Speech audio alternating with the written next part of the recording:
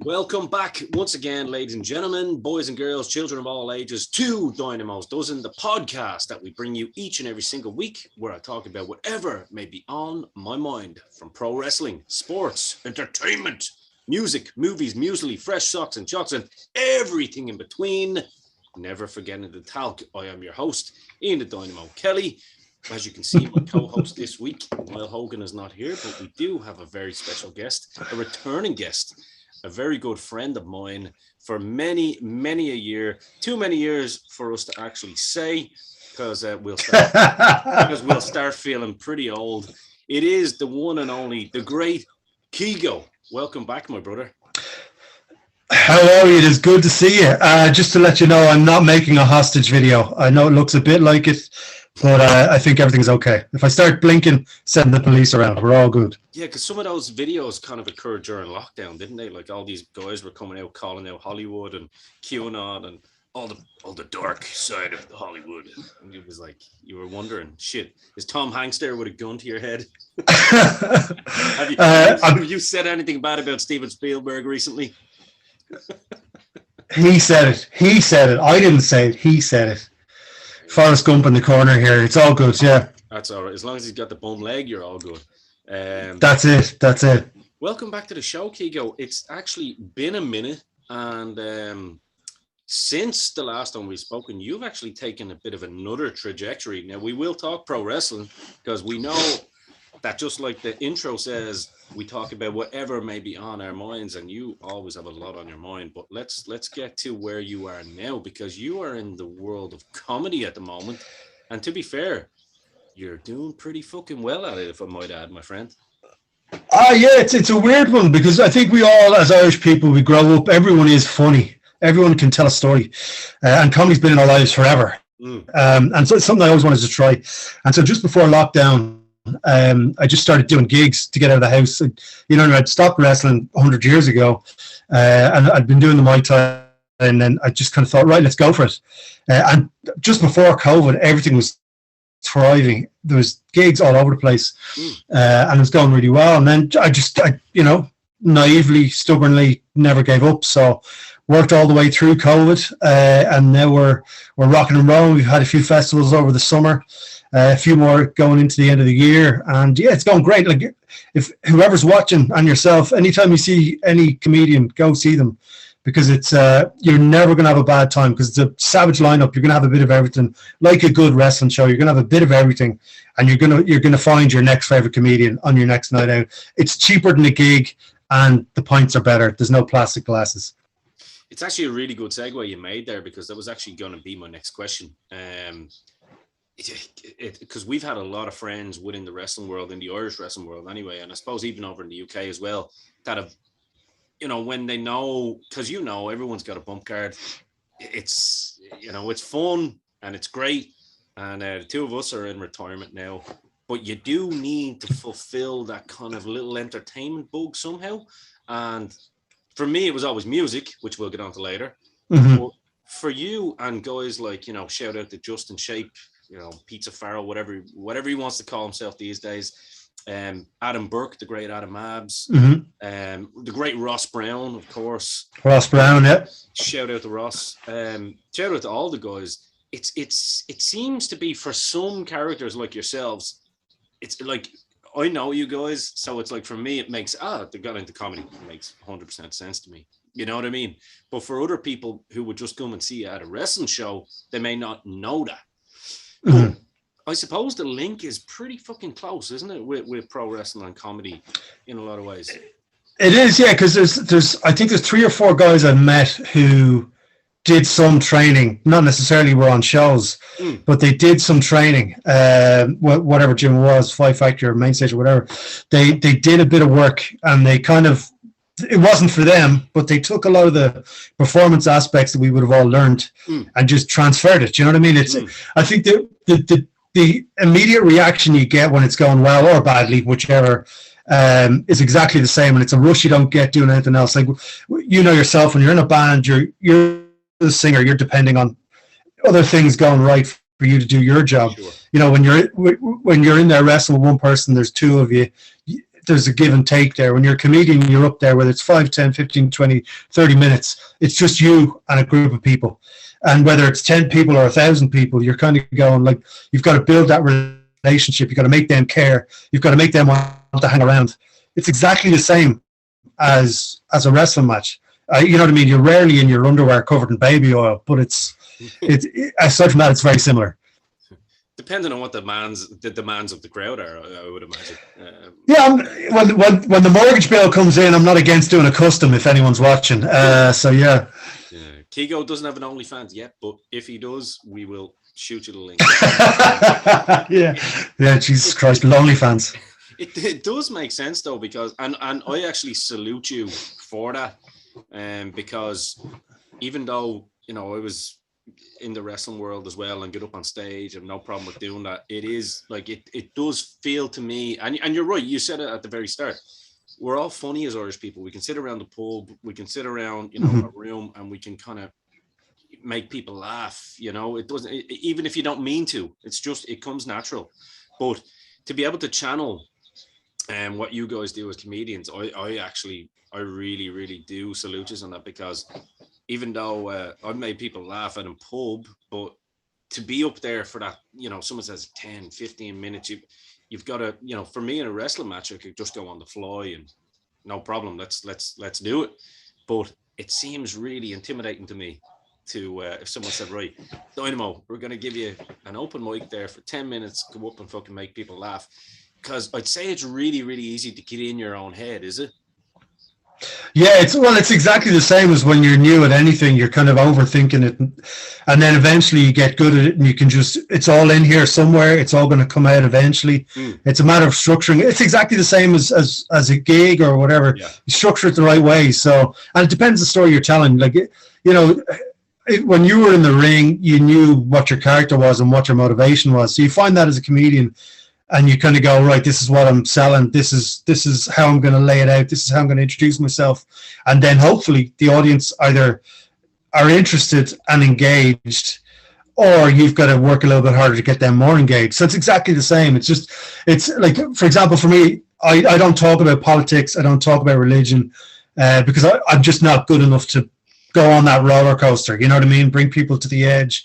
I'm not that kind of guy. Whereas I'm the punchline of all the jokes, so everyone is safe to have a laugh at me. It's fine. They don't have to think about bills, their beliefs, their relationships, any of that sort of nonsense.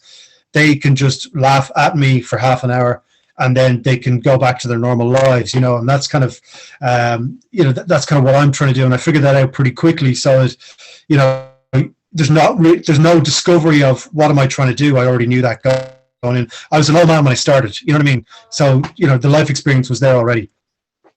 That's actually a really cool way of saying it, because I was thinking, and I suppose, again, that lends itself to knowing your character.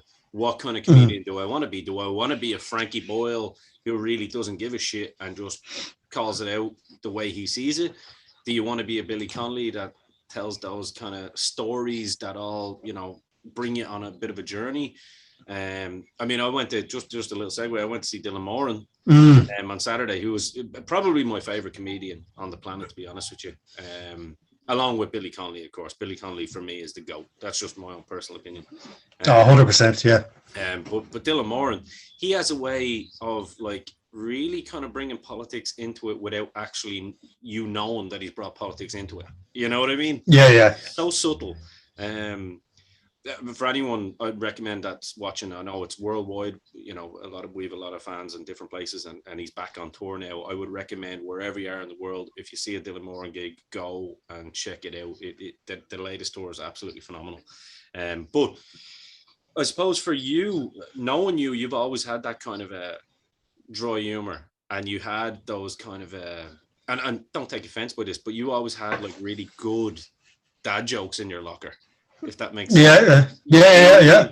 And I kind of I could see it, like, you can look at people and go, whereas if someone said, Dynamo, you should get into comedy, like I said earlier, I'd be like, I'd spend about a year trying to structure a show, and then the show just didn't happen. It's like, I need the dance partner. But that's it. But everything comes back to, the weird hobbies that we used to have, like you're getting up on stage and singing. like, you know what I mean? I don't have a voice. Like if I sing in the shower, the water turns completely off. So like, I think it's, that's a very different thing. But like, in terms of humor and things, you sit into whatever group you're in. So if you think about the group we broke in with, there were a lot of strong characters in there. So, you know, not everyone was talking all the time. They were talking over each other, and you've got to cut in at certain points. Similar to, the first time we met Roddy Piper, where he breaks through the first interview. I can't remember who it was, Orndorff and someone else. They tried to crowd him out, and he just cut through the middle of them with the last word. And that's what we became good at as a group. There would be a lot of conversations, and some of it would be kind of biting at someone else. Some would just be funny, you know, all that sort of stuff. And that's, we all have that. So like, if you're on stage and someone's giving you a bit of shit from the audience, you're well able to bite back because of this group that we started with. Like, the amount of characters in there, they're all mad, like, you know, and you've got to, and with all due respect to them all, but like, they're all mental. So, you know, you kind of bring that with you, whatever you end up doing. You know what I mean? Like, if you were a fucking heart surgeon, you'd have a bit of crack. You know what I mean? Based on how we started. Yeah, no, I agree with that 100%. And it's funny, like, when I met my partner's family, I was like, Jesus, he's a bit of a funny one, isn't he? Like, you know, he's a bit of a character. I was like, but it is something you take with you, and you can never shake it. And I think it's been in you from day one. It's just because what made you want to get into that world? You know what I mean? What made you want to put on a pair of tights and a bit of baby oil and throw your body around in front of, you know, whether it be 10 people, 20 people, or 300 people, or 500 people, and then eventually you get to the Mecca and make it there. And most people don't. You know what I mean? It's a small percentage. So it's I think it really does boil down to, though, it's the entertainer in you, isn't it? Like, it's you want to entertain. You kind of, I mean, we're all, I think I heard Raven say this before. We all seek attention.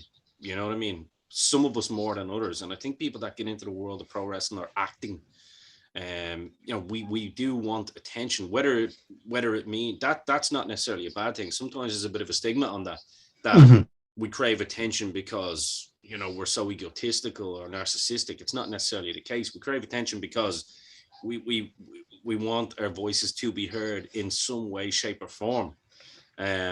Some people get into pro wrestling, some people get into politics, you know, which is the lesser of the evils. Which one brings more joy to people? You know what I mean? But like, you're spot on. Like, it's just when you look back and you go, kind of, that was the hobby we chose. But that was because that was one of the first things we saw. This is one of our first memories, and you kind of go, right, that resonated as a 4-year-old for me, and that's 100 years ago. And you kind of go, it could have been, because you're a football guy. I was a football guy. I fell out of love with that when Sky Sports came along. But it's the wrestling thing hit me in a weird way, and there was no access to it, as you know. You'd have to go somewhere else until this thing happened up the road in Bray. But you kind of go, like, it's such a weird way of expressing yourself as a kid, because we were all babies. Like, it was a way of expressing yourself through, as you say, ordering stuff off high spots. In the beginning, you don't have a clue what you're doing, trying to avoid hurting other people, seeing people get hurt badly, and you keep going back. Like, so, as I said, it goes back to, we were all demented, and some people just never grow out of that. Yes, and some of us are still demented. You know what I mean? I hope we all still are. Well, I do too, because we're in a mad world at the moment. We'll obviously come back to the comedy later as well, because obviously want you to tell people where to find you and what you're working on and stuff like that. So that's a given. And of course, your socials. Anyone that follows Keego on social media, you're in for a hoot. I will use that silly word hoot, but it is the way to describe you. You call some people out in the funniest way, I have to say. We can all learn from people, and I'm actually learning from you sometimes. I'm like, maybe I should take the funny route here rather than the angry route. It's something I started doing, because we were talking before about Twitter and how it's just a pit. Yeah. And people live on Twitter, and if you live on Twitter, if you let it be, by the way, exactly, that goes for all exactly social media, all social media. But I think if you live on Twitter, especially, like I know Instagram's bollocks, and as a fella, it's a very different experience to if I was a woman. Not that we're getting into that conversation, but it's very different for a woman on a picture-based social media. Yeah. To us as fellas, but Twitter is dangerous for the mental mind if you take it seriously and you live there, because you never get rational conversation. You get this side or this side, because that's all you're going to see. And so you kind of, once you make a comment, people will bite on you, and you've got to remind them Twitter's not real. This is completely irrelevant and not real. That's why you must try to back out of buying it. You realized it's bullshit, So don't going ahead with it anyway. So yeah, we go back to the demented mind. You know what I mean? It's like that's an interesting place to land for a little minute, I suppose. To kind of, because you said something that's quite relevant, I think, to all of us at the moment. Twitter is almost like, we all know America is mad. It's great. America's great. You go there, you see things. It's absolutely fantastic. It's the land of dreams and hopes and all that stuff. And all your favorite movies are there and blah, blah, blah, and blah, blah, blah. And then reality hits in. And you realize that they are a two-party system. We've talked about this before. They're a two-party system, and you're on one side and you're on the other side. And I think that's exactly what's happened in our world at the moment with Twitter. I think it was definitely since lockdown. It was the whole Trump Biden thing, which on Trump is the bad guy. He's the Vince McMahon of this show. We got to get this old timer out of fucking, out of the doldrums and raise him from the dead and bring him in just to save us. And then, but then he cheated, and then it's like, it's a classic. And it's like, it's so, and then obviously, with lockdown we're allowed to talk about it now, I suppose, a little bit. We're not going to talk about COVID and stuff like that, but we're going to talk about more so the reactions of people and what side of the fence people were on, and how like relationships that were absolutely prosperous for 20, 30, 40 years just diminished because one person's view on getting a vaccine deferred to another person's view on it. And then you had celebrities coming out, they were fighting about it, going, well, you're not my friend anymore, because like, let's talk about it a little bit, because I don't get the chance to talk about it on Dynamo's Doesn't much. And I know you're like me, you have a lot of thoughts and opinions on stuff, but it really boils down to relationships, doesn't it? And what? 100%. Like, I think, again, we're not going to talk about COVID, but as a general thing, don't take your medical advice from Joe Rogan, Twitter, or anyone else. Go to your local doctor and speak to them. That's a general thing. You always go to an expert. Like even Graham Norton during the week was being interviewed about something, I don't know, something J.K. Rowling said about, I don't know, in one of our books. Yeah, I hear. I don't know what the context was. No, me neither. Something about. No, it's a thing. Yeah. And if I say it, I'll get it wrong and I'll get in trouble. But you know what I mean? All he said in the interview was, don't talk to celebrities. Don't talk to the bloke off the TV. Talk to doctors. Talk to psychologists. Talk to people who are interacting with trans kids, trans people, whatever it is. Get your answers from people, not from Graham Norton. And you go, that sounds sensible. I actually would agree with that. I don't want to get any sort of advice from Graham Norton when it comes to that. He does a savage wine range. That's brilliant.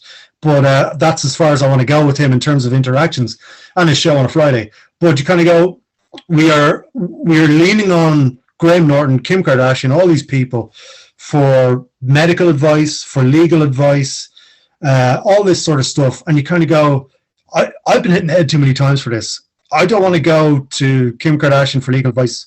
I don't want to go to Graham Norton for advice on how to run a family. I don't want to go to Joe Rogan for medical advice.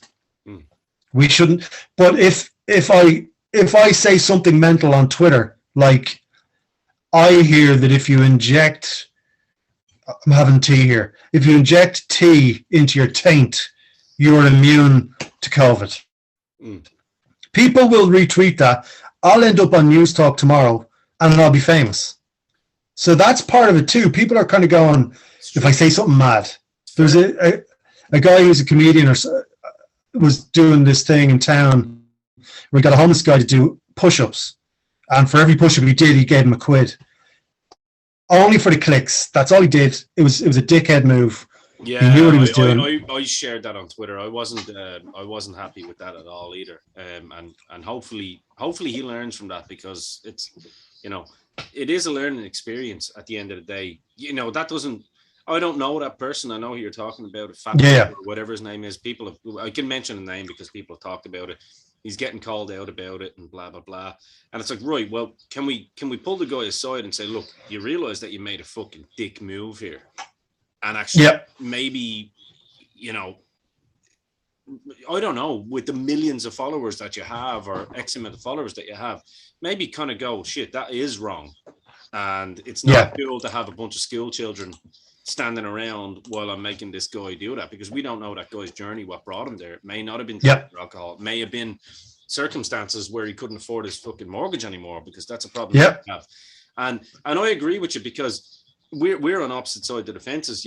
For example, I lay it out on the line. I'm unvaccinated, but I never was anti-vax. Never ever anti-vax. And I like I said at the start of the show, me and my partner, that was a decision we made for ourselves personally. Yeah. It wasn't to do with anything political. It was to do with a personal decision. My own mother, my family took it, and I never ever once told them not to. Do you know what I mean? I was like, you do what you feel that you need to do. I just don't feel that I need it.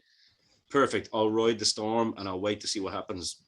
And luckily, and touch wood, I'm a healthy enough dude that hasn't, needed it, but then some other people may. So I always say it like that.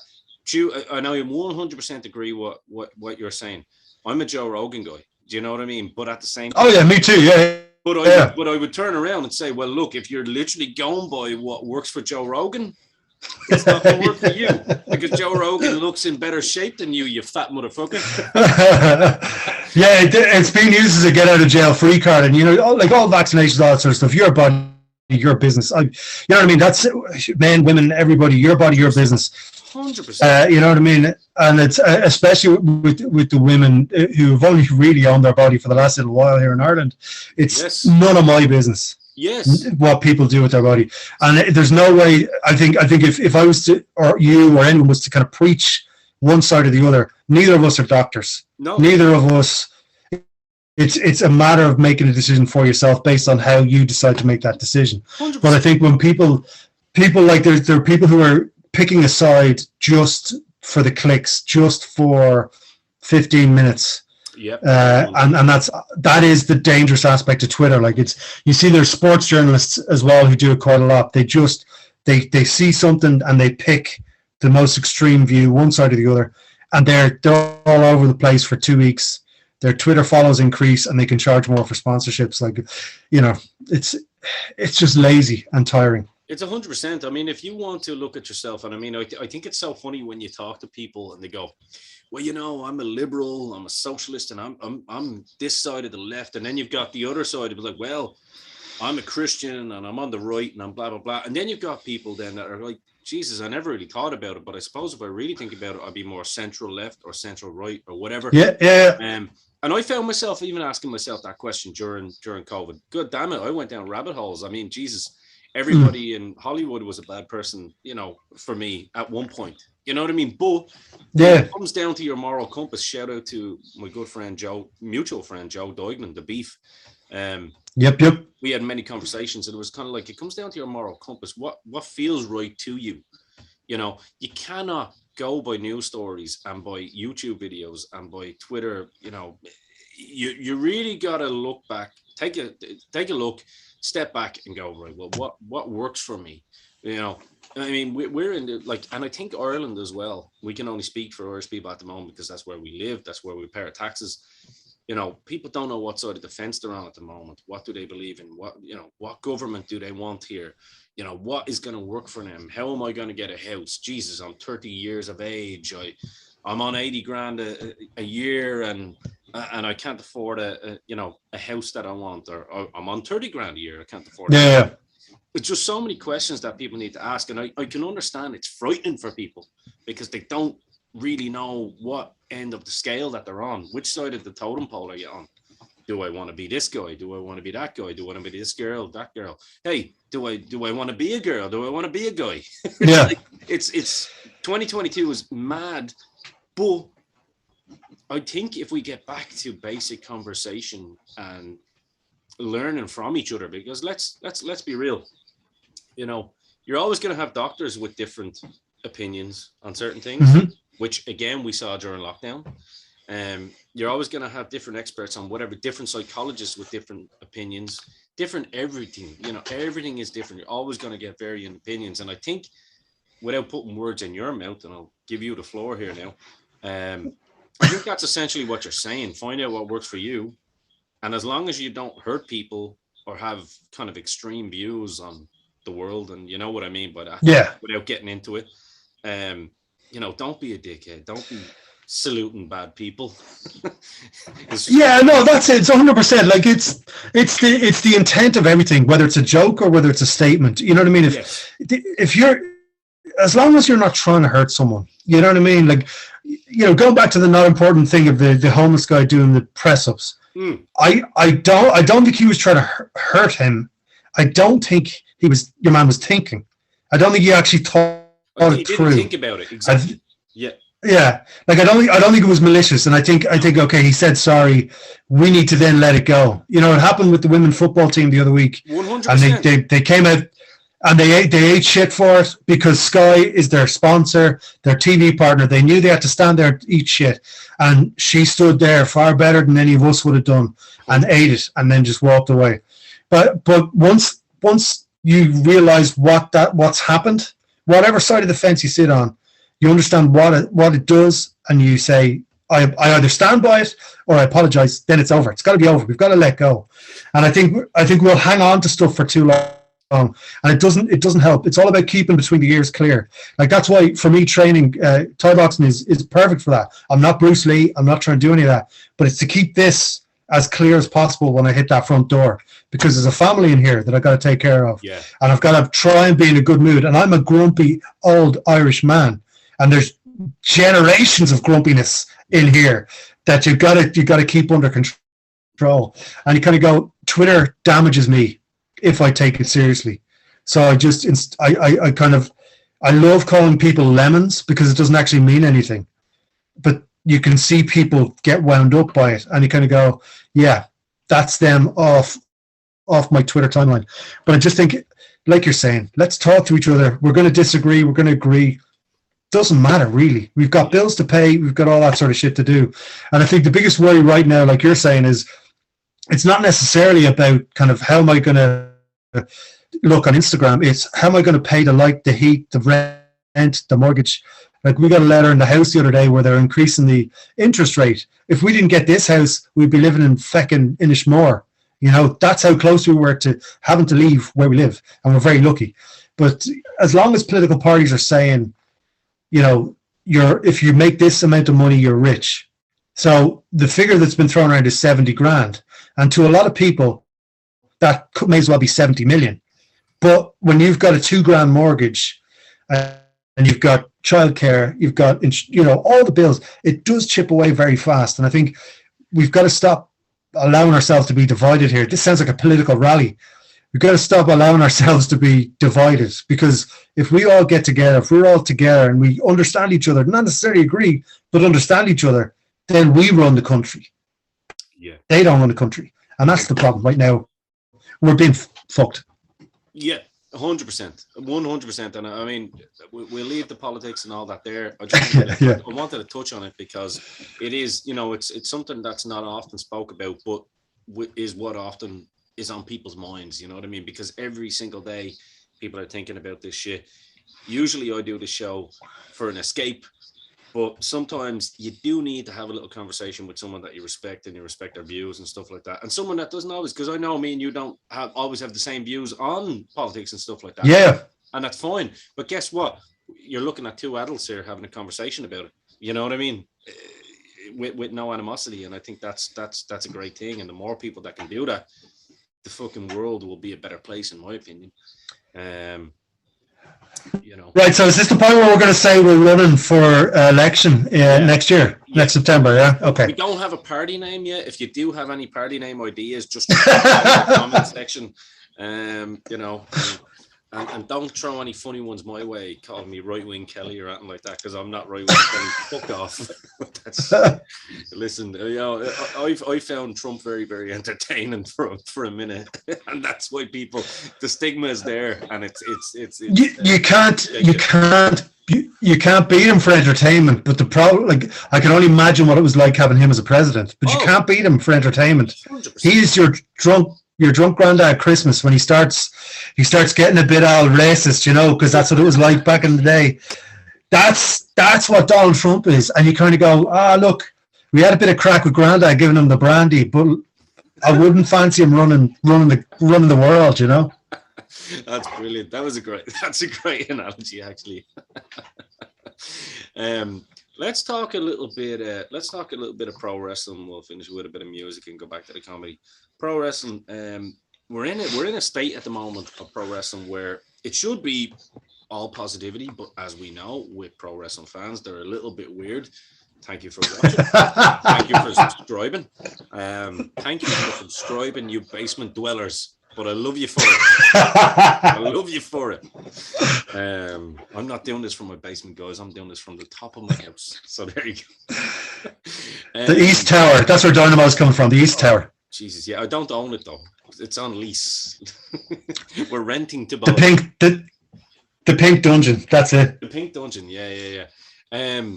But no, it's crazy because Tony Khan is getting a lot of shit at the moment. You and me are probably two of the only people I know around at the moment that are kind of on the CM Punk side of the fence with that whole thing. And I'll give my side first as to why I think CM Punk was right calling out the Elite.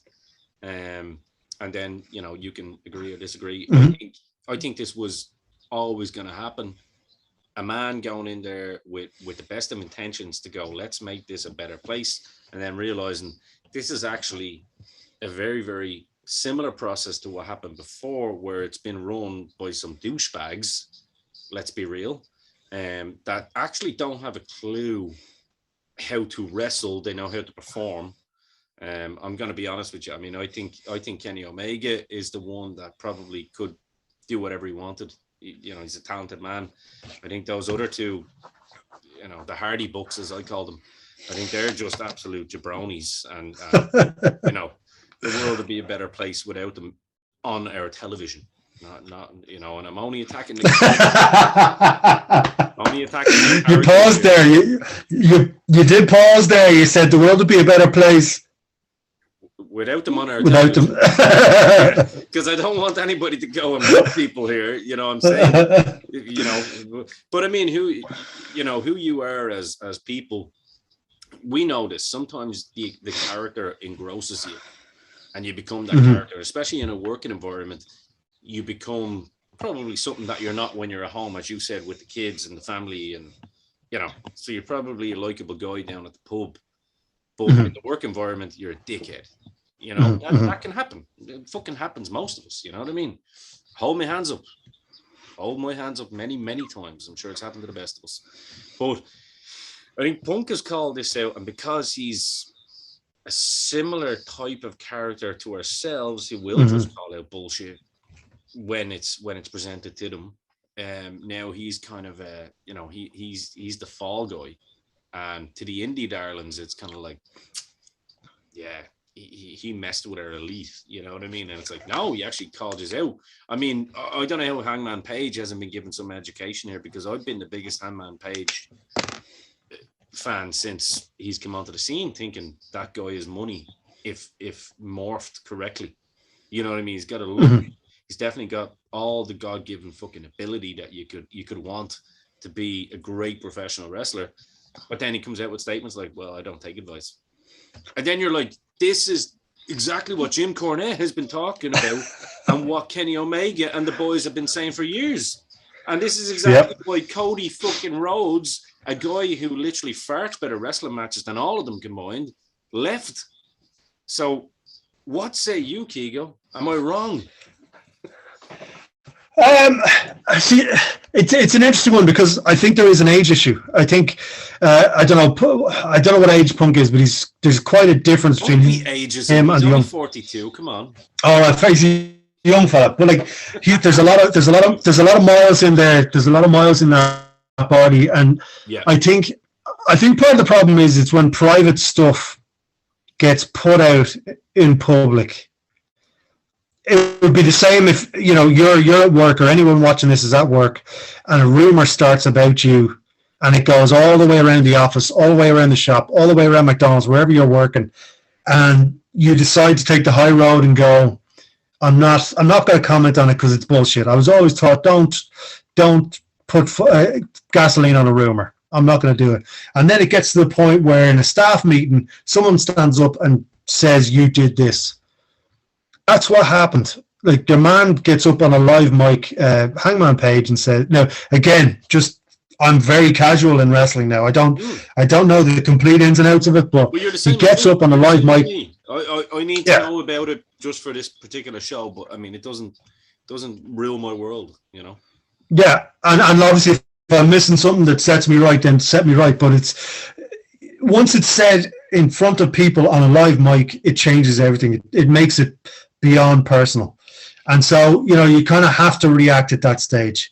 Now, then it comes into was it the right time and place? For me, if you want to say one thing, one time, you say it in front of the people you need to say it in front of, and then it's done. It's over then. You don't have to repeat yourself.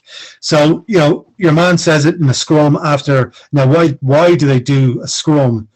It's not the UFC. We don't need post-fight analysis. I agree with that. Because the show's already 17 hours long. Jesus Christ. But he comes in and he puts it all out there in a logical way, which completely debunks what the narrative has been. And then he says, listen, if you've got a problem, come and talk to me. End of story.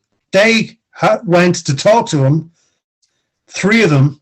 If three people walk up to you in an aggressive way, you think they're going to hit you, you hit them first. It's that simple. Yeah. But at the end of the day, the bosses shouldn't be starting fights. The bosses shouldn't be spreading rumors. The bosses shouldn't be feeding media and all this sort of nonsense. It's fine when all wrestlers do it. It's fine when you're a worker and you're trying to build your fee up, your rate up. You go on board. You build your brand. Build your brand. That's exactly it. You go to these guys and you say, look, here's the story. You go on to boards under assumed names. You go on websites, all that sort of stuff. Every single wrestler does that. But when you have a position like that, when you get a tie and a suit and you're answerable, you can't go starting fights. They knew what was going to happen. They brought the lawyer with them. And you kind of go, if three people show up to you and they are aggressive, you're going to react, especially with adrenaline after a match and all that sort of nonsense. They kind of ruined a lot of things by doing that. Now, the whole lot of them did. They all ruined things. Oh, yeah. You know what I mean? So, like, there's a huge amount of money that they just set fire to. And the whole aim of this game is to get out of it rich and intact. That's it. And they've all set fire to a lot of money. And your man, Tony Khan, now, he's banjaxed. He's got to bring back a lot of people who I wouldn't pay to see. But all they had to do was have a boss. And this is what it comes down to, because there's bullshit in every locker room, in every sport. The boss should have seen this coming. Me, as a very casual fan, saw it coming 4 or 5 months ago. Same. You probably saw it further before than me. Mm-hmm. He should have sat them down and said, if anyone moves, I'm not paying you for a month. I'm not paying you for 6 months. Whereas now they're all gone and they're still getting paid. He said it to some other guy starting a fight in the locker room a couple of weeks ago. I know you want to get fired, so if you start fighting, I'm not going to fire you. That means he's allowed to go and start a fight in your locker room. You know what I mean? It's just unbelievable. Yeah, so if you don't know what you're doing, you're fucked. Week, wasn't there, with Ric Flair's kid? Yeah. Not his kid, but Andrade. Yeah, he slapped your man, Sammy Guevara or something like that. And you're going, what are we learning here? I mean, I personally think, I don't think that the CM Punk story's ended. I think he will come back and finish whatever contract he has. I think there's enough time now for those guys to sit away. And if you were a good boss, like if I was Tony Khan, I would be saying, right, guys, let the dust settle, which is what should have happened after that night anyway. After that media scrum, Punk should have been put in a car, given his bag, go back to the hotel, go see your wife, bring your dog, go to the people that make you happy, and cool off. And we'll talk about it in the morning. The exact same. It'd be no different after a night out with a few too many gargles. You know what I mean? It's happened to the best of us. Go, let those settle, and fucking, you know. But the problem with that is he's got to pick a side now. It's gotten to the point where he's got to get rid of somebody. And if he's going to pay, you know, if Punk says, right, if you want to get rid of him, you got to pay me off. It means nothing to him, but Punk walks away with $2.5 million or whatever. Job done. He wins again. I think it's like 7 million or something like that. I mean, whatever it is, he wins again. You know what I mean? And you kind of go, all he had to do was be a boss. Again, going back to our real lives, our boss, all the way through our working lives, can see if there's aggro coming up, and they will address it, and they will figure it out if it's a good boss, I should say. So. Yeah. Whereas he didn't, and now there's however many of them, I don't know, the main event's gone, I don't know, however many of them, and now he's got to lean on people who are not ready. Like, the amount of people who are getting injured on that show is insane. Like, it's frightening. And that's not because, like, accidents happen. I'm not talking about accidents. I'm talking about bad technique that is injuring people. And you kind of go, you know, if they were working 4 nights a week or whatever, not that that happens anymore, there'd be 2 of them left wrestling. Like, it's amazing how many people are getting hurt. But this goes back again to Punk's point about people not listening to people in the locker room. We've got Jake the Snake there, got Arn Anderson, got Tully Blanchard, got, who else have we got? Dean Malenko. Dean Malenko, yeah. You know, you got Chris Jericho and you got CM Punk, all guys there that are veterans of this game, and the young crowd up and coming. This is what I fear for. Have it in their head that they don't have to listen to people, because they look at people like Hangman Page and the books and they go, well, no, we're self-trained. So I know Jim Cornette, listen, I don't always agree with all of his views on everything, but without a shadow of a doubt, when it comes to professional wrestling, the guy knows what he's saying. And he said it.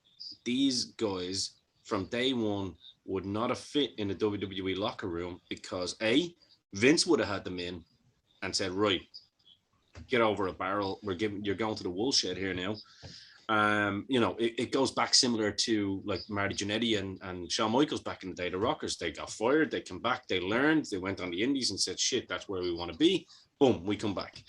It's happened to countless people. It's happened to people that we know.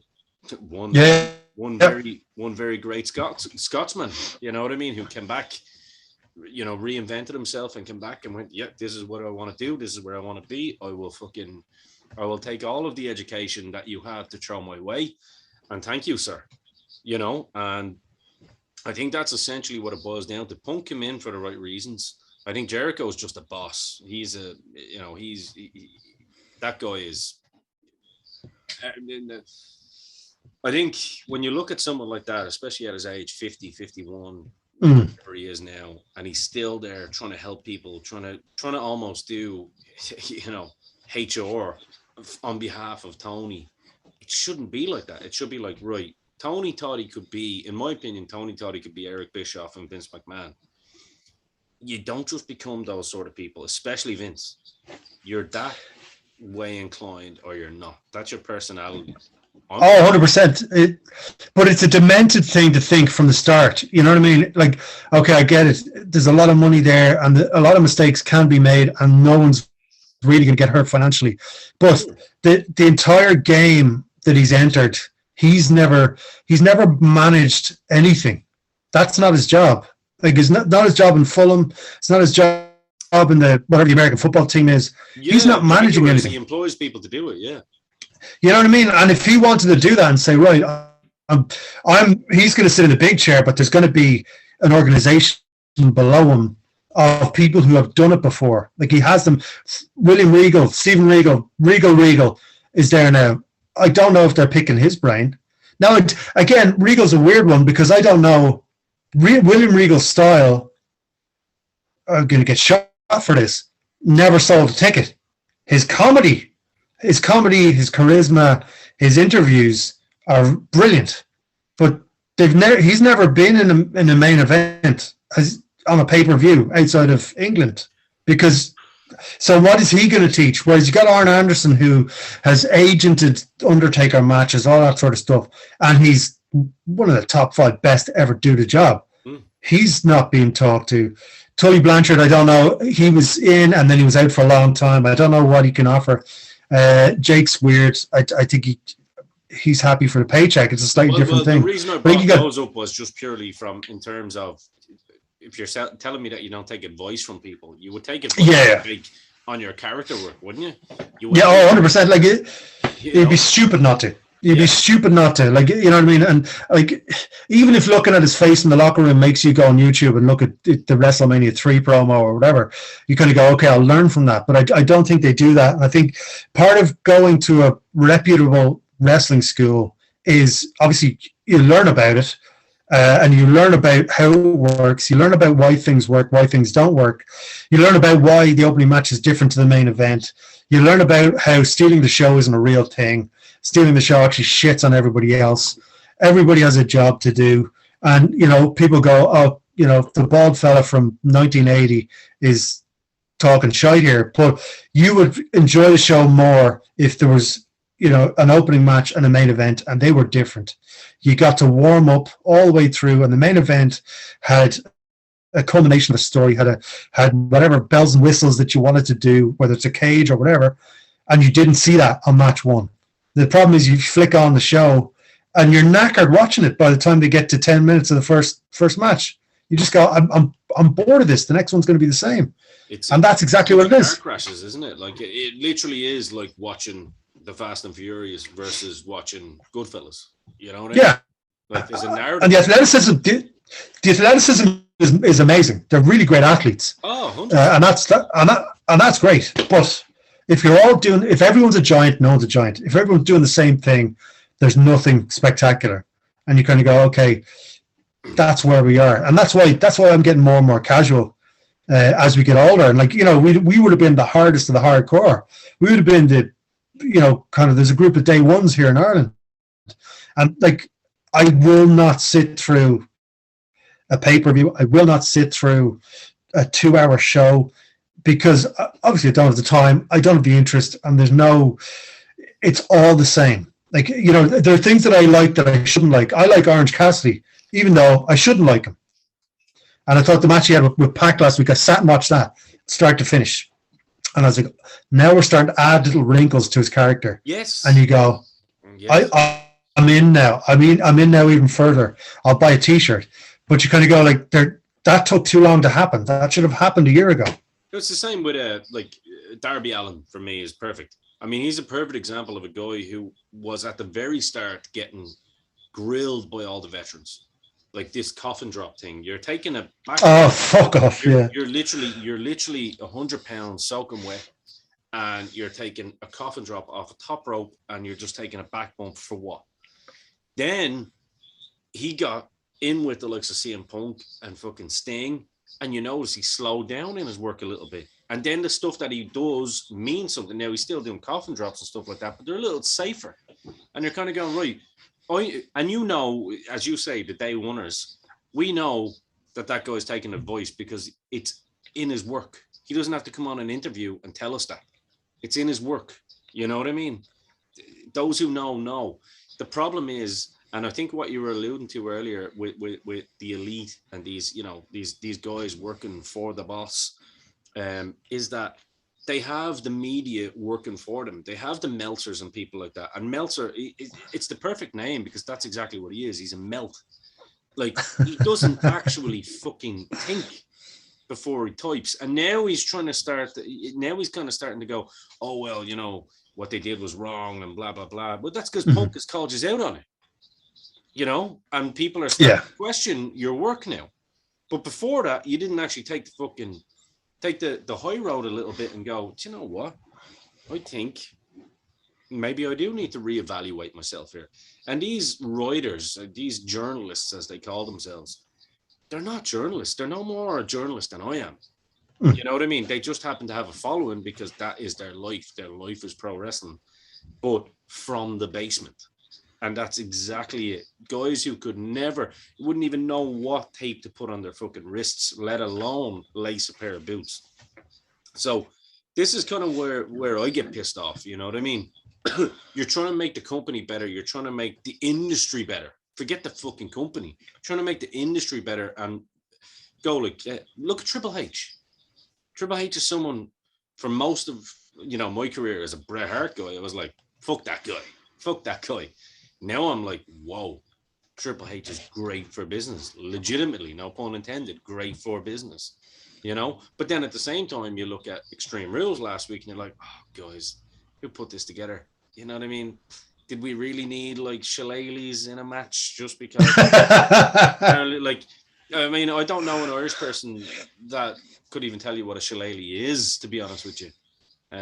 That's even before my time now. It was sticks we were beating with, not shillelaghs. And I've been all around the damn country, so I know. I know what's Irish and what's not. But that's not the stick I'm going to beat them with. But you understand what I'm saying? It's kind of like that was a good one. That was a good one. Let's make a clip of that one. That's not the stick you're going to beat them with. Yeah, no pun intended. But it's kind of like you see one side, WWE now, they're going like, this is the direction what we're going to go in. We're going to build characters like the Finn Balor's, who we're obviously inclined to follow because A, he's a fucking friend, and B, he deserves it because in our opinion, he's the best on the planet at the moment.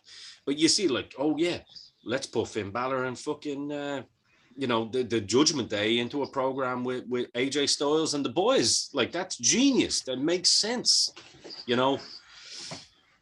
Whereas but everybody wins. Like, I think your man. I think when you're not, I don't know what the word is. Like, a lot of stuff has happened to your man Triple H that makes him understand that there's more to it than the job. You know what I mean? Yeah. Just being whatever. The guy, like, just being the guy. Yeah. Yeah. And I think that helps when you have kids and family and all that sort of stuff, and certain whatever you had, heart attack, all that sort of stuff, where you kind of start thinking about it realistically, that it's not everything. I think that's healthy. None of us should be like that about any job. No. But I think some of it's going to work, some of it's not going to work. But at least there's a logic attached to it. Like with that Judgment Day thing, there's a lot. There's young people attached to a veteran, and then they're up against 3 veterans on the other side. Everyone wins. You know what I mean? There are 2 anchors on both sides that can hold down the work and the charisma aspect of the whole thing.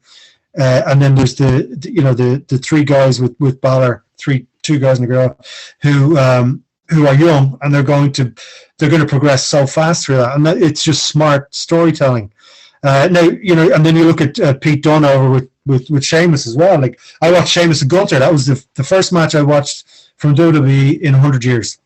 And you kind of go, part of me's going, it's brilliant. Part of me going, this is strong, safe, beautiful stuff.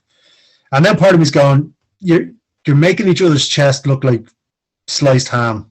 Yeah, which is that's easy. Necessary. Yeah. It's not necessary. But you wouldn't do that every time. But then the problem is now, every time, if you don't get to that, people are let down. That's the thing. Where you go. I mean, like, I'm a stickler for old school, especially when I look at the old school NWA/WCW stuff. If you had a strap match, or you had, bunkhouse brawl, whatever the hell it was, it was versus Judy Bagwell on a pole match. You know what I mean? Yeah. It's like, what's this nonsense? And that's what you're getting on one side of the fence at the moment, with a little sprinkling of real pro wrestling, depending on who you're putting in there. And I think if you're looking at someone like Sheamus and Walter's a perfect example. Like, right, where do you go from here? It's not on a pay-per-view. It's on a TV show. It's back in the day, you got Goldberg and Hogan, and Goldberg finally got the payoff in a sold-out fucking. Yeah. I don't know what the name of the Atlanta Dome is or whatever, but it was a dome. Georgia Dome. Yeah, Georgia Dome. Yeah. There we go. And I remember the canvas being blue. It didn't even have the Nitro symbol on it. So I remember that, bitches, before he's called me out on anything. Just because I don't know the name of the stadium. But in terms of the Walter thing, right? Yeah. If they did that match at one of the big four, I know they do 100 pay-per-views now, but if they did that at, say, whatever it was, Royal Rumble in a singles match, and they have that moment afterwards that Sheamus had, that makes him absolutely untouchable. Yes. But because it was a TV show or easy or there was no effort behind it, it means nothing. It's disappeared. But like, a lot of people that I know, like yourself, should I say, sorry, the casual, they watch it on YouTube and they watch the 36-minute condensed version. So you're just going to see a couple of slaps here and there, and at the end of it, you're going to see the two boys looking in bits on the chest. Whereas that match deserves a lot more. It deserves an actual pay-per-view, boy. And that's where the money is, you know? Yep. And that's the point I was making. I wasn't saying that Hogan and Goldberg, you know, just to use that particular one, it made sense. But it did make sense at that particular time because this brought the ratings back up again. And it put a level between, you know, it was the passing of the torch in a way, you know, from the old guy to the young up-and-comer. And now he's going into the next pay-per-view. And of course, why are you going to buy the next pay-per-view? Because you want to see who Goldberg defends the belt against. Yeah. So it made absolutely. Yeah, it made him. It made him. Made him. You know what I mean? So it's one of those things. Like, and I do think. I mean, I'd love to go back to the day where we get the 2-hour shows instead, and you had some of the jobbers come in. And I don't like that word jobber, to be honest with you. That's a dirt cheap term and disrespectful to the people that had to go in and actually work. You know, the carpenters, as they call them, the workhorse. You know, I know you like that term, the carpenters. Well, yeah, I love it, but they did the job, they did the work. They were a lot of them back in the day were fucking bin men, worked in the post office. You know what I mean? So it wasn't offensive to them, but like weekend warriors. That's exactly. But it's like I don't think it's an offensive term, but I think people throw it around too easy now. Like I think it's like everything. Yeah, again, like the business, you know, people talk about the business. Well, the business would be much better with this, and you're going, dude, you're a basement dweller. Don't call it the business because you know nothing about the business other than writing on it. So, and I know you agree with me on that. No, 100%. The name of the game is like if you can pay your bills off it, and I was only able to do it for 11 months when I lived in the UK. And it was rotten. I would never go and try that again. But it was 11 months of working 4 nights a week while doing another job as well. That's the business. That's the name of the game. And it's not easy. It's not easy at all. And I think, you know, it's very easy to talk shit. Like we were talking on Twitter about, was it the boxing recently? It's very easy to talk shit from the couch. Very easy to look at the telly and go, oh, that guy messed up. Or that girl messed up. Bring that. That's a great segue. Bring it into the boxing. Yeah. The wrestling. We're gonna park the wrestling. You were man enough to admit, as you always are as well. Hellenius and Deontay Wilder there. I was kind of going. I was kind of like I saw what you said and I was like, I know I agree with you, but I wouldn't sleep on this guy yet because that rocket right hand just. I personally think Wilder fights better when he's got less on him. Now, he did look a bit sicker than usual because he went down to basketball weight. You know what I mean? He didn't, you know, he's usually at around 220, 225. I think that's his best weight to 230 because he's 6'7". But you can tell with someone that kind of long, I suppose, you can tell what's missing in the guttural area, let's say. 100%. But my God, that right straight, I was watching it live. I was very wrong. Like at the weigh-ins, I thought, right, he looks small in the shoulders and arms, which he did. He was less. He weighed less than. Like I think he was too heavy for the last Fury fight because there was nothing in his legs. It was all up top. Exactly. But it's the frightening thing is that the power he can generate in such short spaces. Oof. To the point where people thought it was a fixed fight. And when you just listen to the punch landing on your man's head, obviously aside from his reaction, you know what I mean, where he just keels over like a chopped tree and he can't close his eyes. Now, I don't know why the ref started counting him. I think, and even the doctor started running in going, ref, come on now. He might swallow his tongue and die in front of us. Oh my God. But we've got to remember, Hellenius is obviously a tough guy and professional boxer and all that. He's not a contender, so this was the right fight for Wilder to come back. He used to be a contender, he's not anymore. Yeah. Like Dillian White did a job on him. Like he ran away from Dillian White over 12 rounds. But you can't deny what. And the thing Wilder said going into the Fury fights, I know Fury's different level, but people fighting Wilder, and it's the same in your local gym. You know, if you're sparring with someone who's like that, you have to be perfect in boxing. 36 minutes. You have to be perfect. He only has to be perfect for half a second, and the lights are gone. You're not paying that electricity bill. Yeah. And everyone knows that going in. It's a bit like when teams would play New Zealand in the rugby when they were at their pomp. If you make one mistake, you're done. You're toast. If you make one mistake, and that's why, you know, they're talking about him fighting Ruiz. They're talking about him, you know, him and Joshua, him and White. They're all probably better boxers than he is. But Jesus Christ, one shot and it's game over. Like it's life threatening. You would say technically they might be better boxers. I'd agree with you on that, 100%. I think he's definitely improved. His last fight against Fury as well. Jesus Christ, he actually boxed. He boxed really well, you know. And you're fighting the best in the world at the moment, in my opinion. I don't care what anyone says. Yeah.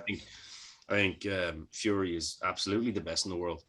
And it was, you know, Fury even kind of went, fuck, this guy is just tough, you know, he doesn't hide behind anything, you know what I mean? It's like, it's me, I'm here to fucking fight. I'm not going to shy away from anything. And I think that's, I think Eddie Hearns maybe overprotected AJ a little bit too much over the years, that when it did go bad for him, it was kind of like, oh, and we all thought AJ had the right reactions, but then we saw the wrong reaction on the last one. We knew Usyk was going to absolutely kill him. Well, I certainly felt that way anyway. I mean, we don't know. You know what I mean? We have our thoughts and opinions. Usyk's the best in the game at the moment, and I don't think anyone wants to fight him, including Fury, at the minute. Yeah, it's a tricky one. Like I don't think he was going to knock AJ out, but the skill level is just so different. It's just. Oh. But I do think that fight there was moments there. It was the 9th round where AJ started getting to him. And Usyk struggled to get back to his stool, and AJ obviously, and then 10, 11, and 12 he turned it around. There was so much emotional baggage on that fight as well, which was amazing for him to be able to handle. And I think that I like AJ. I think and all, it was actually pretty. It was nice to see. I suppose when you look at that, actually, that's a really good fucking talking point. If you look at the way Usyk was able to get back up off that stool, the way none of us could get up off that couch to get the beer, you know what I mean? Yeah. Kind of like, wow, you know what I mean? What the fuck do we really know about these fighters? You know what I mean? What do we really know? It's like when you looked at the fight with who was it? Oh my God, there was one a while back with. No, actually, it was the AJ fight to go for a third after getting, you know, this whole, I suppose, nonsense with the gloves being a bit shady looking. We all saw the pictures and stuff like that. I mean, look, maybe there was. I don't know. That's not my place to say. You know, I've never seen a man's ears bleed from fights like that. But regardless, if that was the hill he wanted to die on, which is your term. You like that one. The fact that he actually went and said, "Let's do it again," but this time I'm going to redeem myself, and he absolutely redeemed himself on that fight. Sometimes there's redemption in loss, actually. Yeah, I think if you keep your mouth shut after a loss like that, like I think you know the excuses after the second Fury fight. Yeah, mental. It was mental. You know what I mean? It's tough. It's tough to handle that. And then you know there was improvements on both sides. But Fury fought very differently in the third fight as well, second and third fight to the first fight, because he's fighting that Kronk go forward style. He wasn't scared of him, and he kind of said, like, from you talk about how mental professional fighters are. That right hand left hook that Fury took, and he sits up like the Undertaker, like nothing happened in fight number 1, and you kind of go like that would if half of that hit us. It was on 8, wasn't it? It was on the 8 count. It was unreal, but his eyes opened up, and he's like, "Right, I'm ready to rock and roll now." And he won the rest of that round. That's how mental that guy is, and that's how gypsies are in Ireland. You don't fight a gypsy. But I think that's true. But I think all fighters of any professional aspect, or even top amateurs, there has to be an insanity about you, because you're going in there with someone else at this. Okay, Fury's skill level is plus how freakish he is makes him different. But they're all elite athletes, and Usyk as well, elite athlete. But they are all allowing themselves to be put in very severe danger. Now, obviously for our entertainment, but the risk reward factor on that is something that we wouldn't entertain. Not even in our normal lives, the equivalent, and we don't take risks like they do. But it's just they are all mental. And I think when you lose the way Wilder lost in fight number 3, there was a little bit of shit talking afterwards, but it would have been better for him if he kind of said, right, back to the drawing board, or bringing in Malik Scott. We're going to work on some stuff. We're going to keep working on some stuff and see what happens. And you can see what happened with Helenius the other night, where he was moving better, was moving differently. He was never in danger, and he was never going to be in danger. So it was the perfect fight for him. But when he goes in then against Ruiz, which will probably be the eliminator next, it's going to be interesting, because Ruiz is a good boxer. Now, I don't know whether he can take a punch or not. I don't know. But he is a good boxer who will not be... he will move a lot more than Helenius did, which gives him a different puzzle to work out. Do you revert to type when your back's against the wall? Is he going to resort back to that big right hand over the top? That's why people are going to pay for it. But like, no one paid for the Fury Wilder 3 fight. I don't know what the sellout, whether it was sold out the other night or not for him, how many paper tickets they sold. But you've got Fury now trying to find a dance partner for a stadium show that they're going to move to an arena that they're probably going to end up cancelling now. No, it's they all wanted. I think it's him and the boy. It's done for Tottenham. What's his name? That's an open stadium, isn't it? Chisora. That's an open stadium, though, isn't it? There's no roof on that. Yeah. That's the Spurs one. Yeah. Jesus Christ! It's going to be freezing in December. December 3rd, I think it is. I tell you what, I'll put a point on this with you. I don't think that fight happens in the stadium. I'm happy to go with you on that, because I'm not willing to put the money on that either. I don't think so. I've always been intrigued. Right, we're going to close on this before we get to give all your comedy secrets away here. Yeah, people can find you. I'm really intrigued by the AJ Deontay Wilder fight, because AJ doesn't take that punch, and it's interesting to see how AJ doesn't take that punch. Do you know what I mean? And then it's interesting to see how Deontay boxes a boxer, like, because AJ, look, for whatever people want to say, he is a boxer and he can box, and he's come through some pretty shitty fucking situations. I'm interested to see that fight. I think that's the most interesting one out there, other than obviously AJ and Fury, which isn't going to happen, because I think the two guys just don't like each other, or one is. I don't think that's ever going to happen. Yeah. I think it's going to be interesting, because Wilder can get hit. Fury, I know Fury's skill level again is massive, but he wasn't using all that skill in fight 2 and 3. Helenius wasn't going to challenge him, but that Wilder can get hit. That Joshua can punch. That Wilder can punch. So you kind of go, right, if this goes into the second half of the fight, who's going to have the gas tank? Now, who's gone 12 rounds more often? AJ at the end of the first Usyk fight, people say he was in trouble, and he was, but he was dodging a lot of those lasting punches that Usyk was throwing. He was in danger, but he wasn't getting hit as often, and he was never in trouble in fight 2. He was just outskilled all the way through. Yeah. It's a tough one to pick. I don't know who would win that fight. Yeah, me too. That's why it's the most intriguing fight to me in the heavyweight division, AJ and Fury, because I mean, I think we've seen AJ down. I think Fury definitely is the hardest puncher in heavyweight boxing or not Fury, sorry, Wilder, yeah. Without a shadow of a doubt. I mean, I've heard even Mike Tyson say he's one of the hardest punchers of all time, without a shadow of a doubt, and that's, you know, for Mike Tyson to say that. You know, there's something there, and I mean, all we need to do is listen to the fucking smack the other night. It sounded like a street fight smack. You know what I mean? It was frightening. It was frightening. Like it's not often you hear smacks like that, because it was a right straight, it was right onto the nose, and it was goddamn fucking scary. So I think that's the most exciting fight out there for me at the moment. Other than obviously Fury and AJ, but again, I don't think that fight's ever going to happen. I don't know if either of those fights would happen. I think the belts are going to get fragmented again, and you know, you could find Wilder with one belt, AJ with one belt, Fury retires, and the belts get spread out. Like, I think that Dubois and Joyce could have a belt each, and I think they just protect them all again.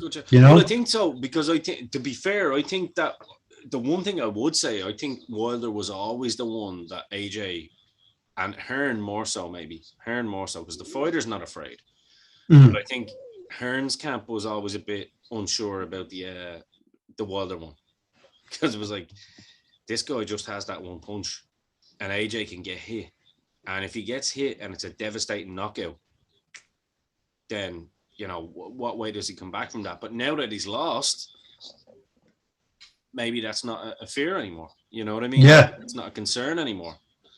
But look, it'll be interesting because they've got to rebuild AJ now. So I know we don't want to go on too long about boxing, but like, they've got to rebuild AJ, but they can't feed him. One of our favorite terms, they can't feed him jobbers. No. So, but they can't feed him Wilder either. So, you know, it'll be interesting to see what they do next. That's it. Like, if you feed him Wilder, then you're really asking for trouble, because both guys know that their career's on the line. Obviously, Wilder's going to be fucking confident as hell after that, you know, because I had the alarm set up 5 a.m. I was like, boom, perfect, here we go. Woke up right on time, had a can of Coke here, and I was like, right, I'm ready. I'm like, shit, now I gotta go back to bed, and I'm at the just drinking a Coke. What the fuck? Well, before we finish on the boxing, everyone should go and watch Clarissa Shields and Savannah Marshall from the weekend. Get yourself a cup of tea or something stronger and sit through that. It's two absolute savages. It was up there with Taylor and Serrano. I thought Taylor and Serrano was more exciting because we're all connected to Katie Taylor, but like, it was an amazing fight. You look at the job Shields did. It was just. It was amazing. It was phenomenal. Yeah. Women's boxing and women's fighting in general at the moment. Women's wrestling even is great. It's just great to see the ladies fucking do it just as well as the guys, if not better, in some parts. So. 100%. No, I haven't been paid by the left to say that. I'm actually saying that from the bottom of my heart. It's great to see. Great to see. Right, let's finish off. Where can people find you? What have you got coming up? Yeah, so this Thursday, as we record this, on the 19th, I'm in Cassidy's on Westmoreland Street with Stitches Comedy, and then on the 27th, I'm out in Westport for the Westport Comedy Festival. Nice. And then we're going to Cork on the 3rd of November, and then we're back in the Workman's Club on the 15th of November. And that's, so the way I do it is I do a lot of shows, write a lot of new stuff, and then do a lot of shows. So it's all new stuff popping up. So yeah, KeegoLaughs.com, Keego Laughs on all the social medias. What am I on? Facebook and Instagram, pretty much it. Don't follow me on Twitter because I'm just winding people up. There's no need to put yourself through that. Do follow him on Twitter. Keego Laughs on Twitter. You got to do it. But come out to a gig. You know, there's the lineup that I'm joining on these shows they're absolute savages, and there's a lot of us just about to break through. So it's well worth your time. Great night out. You're not out all night. There's no aggro. There's, there won't be mosh pits or any of that sort of stuff if you don't want that. Good pints, good venues, and great comedy. That's all right. If you want to come and see my new band in about 6 months, that's all right. There will be mosh pits. But until then, this is what Keego's got. No, 100% Keego. Do me a favor. Do me a favor. This show, we record this on a Tuesday now. So this will be going out on a Thursday, actually. So do me a favor. Send me all of your stuff, and I'll make sure it's in the link below, and I'll share it on all the socials as well. So we'll make sure. Perfecto. And I will definitely. I've got my comedy bug back, so I'll be out at one of those shows for sure, and we'll have a point, and brilliant. We'll definitely try and get some feedback from those shows, because I think it's great. Like, I think we need to support independent arts at a time when we're getting back on our feet. You know what I mean? I absolutely love it. It's performance theater. It's fantastic. And thank you so much, sir, for coming back on. Absolutely. It's great to catch up virtually. I'll catch you over a pint soon. This will happen. Trust me. I'll be at one of those gigs before Christmas. You can take it to the bank. But on absolutely week for me in the Dynamo, Kelly and my guest Keego. Until next week, we are over and out. And of course, I didn't miss that. Gotta do one there. Here we go.